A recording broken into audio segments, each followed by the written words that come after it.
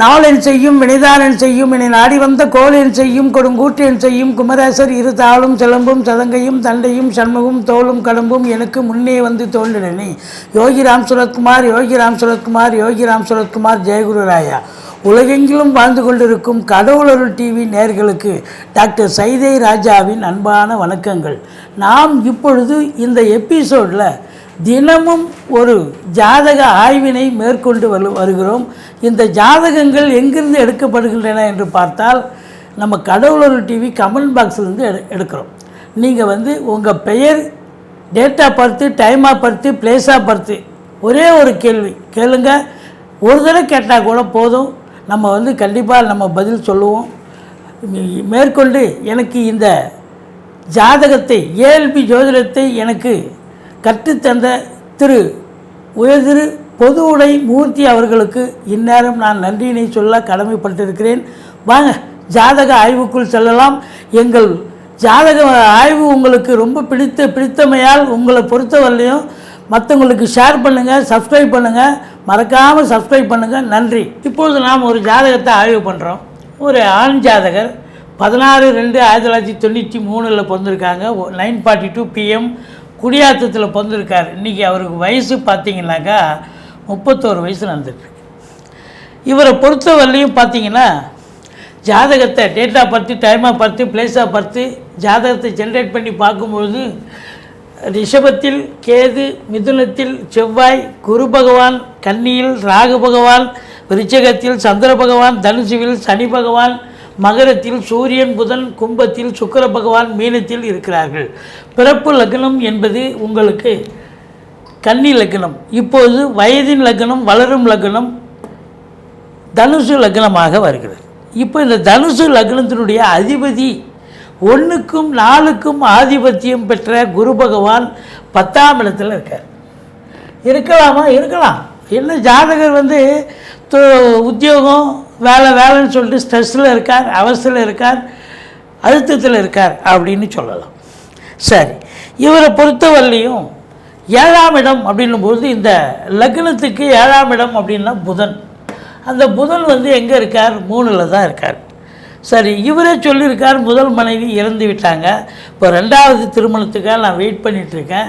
2வது திருமணம் எனக்கு எப்பொழுது நடக்கும் அப்படின்னு கேட்குறாங்க. இப்போது முதல் திருமணம் அப்படின்னு சொன்னால் முதல் மனைவி அப்படின்னா 7ஆம் இடத்தை பார்க்கணும். இப்போ 2வது திருமணம் அப்படின்னு பார்த்தீங்கன்னு சொன்னால் 2வது திருமணம் 11ஆம் இடத்தை பார்க்கணும். 11ஆம் இடம். அப்போது 11ஆம் இடத்து அதிபதி எங்கே இருக்கிறார்? சுக்கிரன். அவர்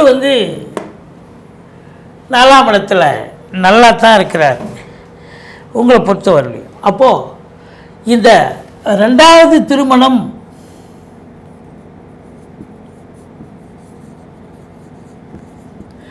2-7-11 லிங்க்கு வரணும்.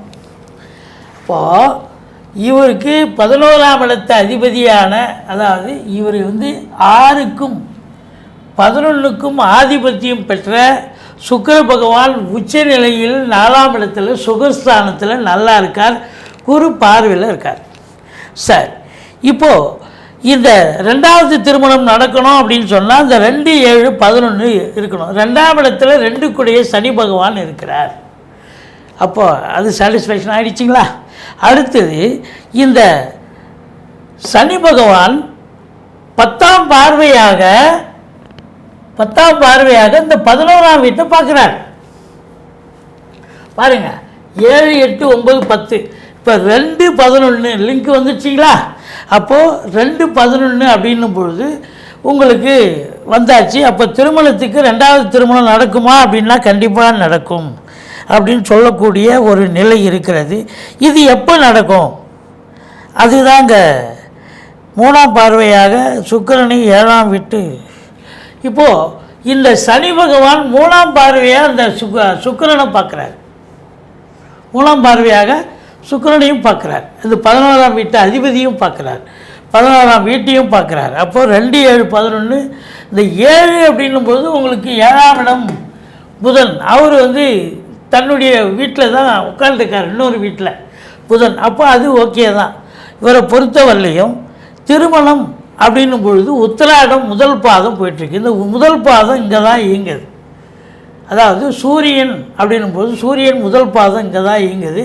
அப்போது இவர் வந்து முயற்சி பண்ணுவாரா அப்படின்னு சொன்னால், இவரை பொறுத்தவரையிலையோ இவர் முயற்சி பண்ணார் அப்படின்னு சொன்னாக்கா கண்டிப்பாக திருமணத்துக்கான காலம் எப்போ அப்படின்னா 14/12/2024 D9 1 தான் போகுது. D9 பார்த்துங்க, நிகழ்காலம் 1/4/7/10 இந்த இடம் தான் குறி காட்டுது, உத்திராடம் 1. அப்போ கண்டிப்பாக திருமணத்துக்கான காலம் 14/12/2024 இப்போ நடக்கிறது. பாருங்கள், இன்னும் 7-8 மாதம் இருக்குது. கண்டிப்பாக திருமணம் ஒரு முயற்சி செஞ்சால் கண்டிப்பாக நடக்கும். கண்டிப்பாக திருமணத்துக்கான ஒரு அமைப்பு இருக்குங்க, 2வது திருமணம். நன்றி, வாழ்க வளமுடன். கடவுள் அருள் டிவியை பார்த்தமைக்க நன்றிகள். மேலும் இது போன்ற தகவல்களை தெரிந்து கொள்ள கடவுள் அருள் டிவியை சப்ஸ்கிரைப் செய்யுங்கள். மறக்காமல் பெல் ஐக்கானை கிளிக் செய்யுங்கள்.